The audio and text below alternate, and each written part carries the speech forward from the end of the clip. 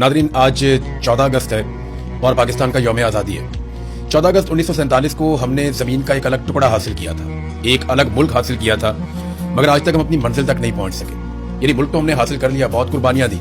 उन तमाम लोगों को बहुत बहुत सलाम जिन्होंने इसके लिए कुर्बानी दी, जिन्होंने इसके लिए जोर लगाया। कायद-ए-आज़म मोहम्मद अली जिन्ना को जितना ज्यादा से ज्यादा खराज तहसीन पेश किया जाए वो कम है कि उनकी क़यादत में पाकिस्तानियों ने, उस दौर के मुसलमानों ने, इस खित्ते के तमाम लोगों ने अपना सब कुछ कुर्बान कर दिया, बहुत जोर लगाया, बड़ी कोशिश की। फिर अल्लाह रब्बुल इज्जत ने हमें एक अलग मुल्क दे दिया। हमें अलग मुल्क तो मिल गया, लेकिन जिस मकसद के लिए हमने ये मुल्क बनाया था वो मकसद पूरा नहीं हुआ। यानी हमें एक ऐसा मुल्क चाहिए था जहां हम अपने तरीके से रहते, जहां हम आजादी का सांस लेते, जहां हमारे ऊपर चीजें मुसल्लत ना की जाती। लेकिन बदकिस्मती से हम दायरों में घूमते रहे।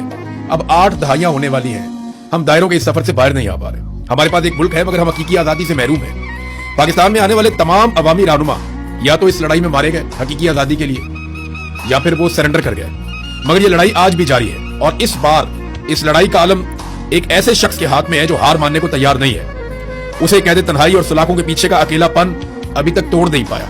वो डट कर खड़ा है, लड़ रहा है, मुकाबला कर रहा है, इस उम्मीद पर कि एक दिन हर पाकिस्तानी जागेगा और अपने हिस्से का जोर लगाएगा। मुल्क पर मिलिट्री एस्टेब्लिशमेंट का जो कब्जा है वो एक दिन खत्म हो जाएगा। यानी अंग्रेज तो चले गए और उनसे तो हमने आजादी हासिल कर ली, लेकिन जो उनकी बाकियात रह गई उनसे हम आजादी हासिल नहीं कर पाए। पाकिस्तान के शुरू में ही पाकिस्तान की मिलिट्री एस्टेब्लिशमेंट ने चीजों को कंट्रोल कर दिया।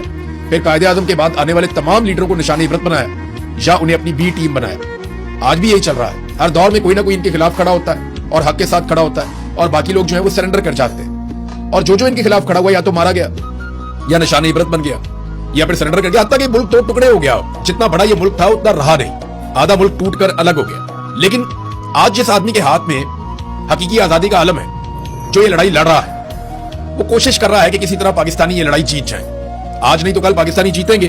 अवाम के वोटों से हुकूमतें बनेगी इस मुल्क में, फैसले अवाम की मर्जी के मुताबिक होंगे। पाकिस्तान में रूल ऑफ लॉ होगा, यानी सबके लिए कानून एक जैसा होगा। ऐसा नहीं होगा कि एक जज का बेटा अगर 2 खवातीन को दिन दिहाड़े कत्ल कर दे तो वो जमानत पे बाहर आ जाए, और एक आम सी लड़की जो है वो लोगों की मदद करने वाली लड़की, वो अगर एक ट्वीट कर दे तो उसको 17 साल के लिए जेल में डाल दिया जाए। ये नहीं होगा।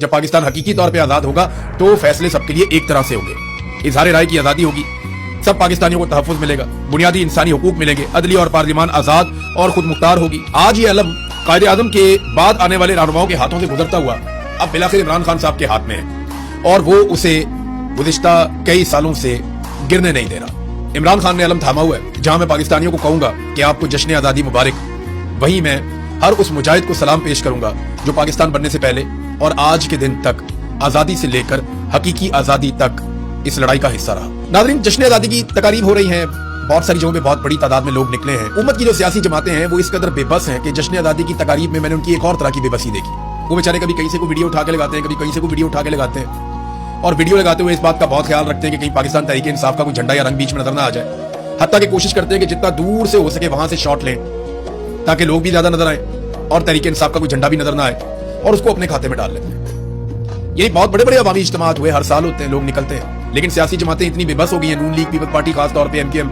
और बाकी जमातें भी, ये लोग तो इनके लिए निकलते नहीं है। तो जहां पे लोग किसी और काम के लिए निकलते हैं वो दिखाते हैं, जनाब ये देखें लोग बाहर निकल आए, ये देखें लोग कितने खुश हैं, ये देखें जी लोग हमारे लिए निकले। आपके लिए नहीं निकले, ये लोग हर साल निकलते हैं। कोई कॉन्सर्ट करवा देते हैं, म्यूजिकल प्रोग्राम, वहां पे लोग निकल आते हैं, कहते हैं देखो जी लोग कितनी बड़ी तादाद में निकल आए, लोग तो एंजॉय कर रहे हो। 25 करोड़ का मुल्क है, अगर कहीं पे 5-7 हजार बंदा बाहर आ जाता है किसी कॉन्सर्ट पे या किसी और प्रोग्राम में, तो इसको आप ये तो नहीं कह सकते कि पूरा मुल्क आपके साथ खड़ा है। और अव्वल तो ये लोग इन हुक्मरानों के लिए निकलते ही नहीं, अगर निकलते तो ये लोगों के बीच में जाते हैं। आप देखें ना, सुहेल आफरीदी निकला, पाकिस्तान तहरीक इंसाफ के लोग निकले और अवाम के बीच में खुलेआम गए, लोग उनके हक में नारे लगा रहे थे, लोग उनके साथ मिल रहे थे, पाकिस्तान तहरीक इंसाफ के झंडे लहरा रहे थे। और ये मनाजिर पाकिस्तान पूरे के अंदर से में दिखाई दी, लाहौर में, कराची में, सिंध में, पंजाब के मुख्तलिफ शहरों में, खैबर पख्तूनख्वा की तो बात ही छोड़ दें, बात हुकूमत है पीटीआई की, बलूचिस्तान में और इस्लामाबाद में। सुहेल आफरीदी खुद निकले। सुहेल आफरीदी जो है वो टॉरस मॉल के करीब गए, डी चौक में भी गए, बड़ी तादाद में नौजवान वहां पे इकट्ठे हो गए। वो मनाजिर आप देखें, हजारों नौजवान वहां पे इकट्ठे हो गए, फौरी तौर पे वहां पहुंच गए जहां पे सुहेल आफरीदी था, जहां पे पाकिस्तान तहरीक इंसाफ का झंडा था। तो अगर सुहेल आफरीदी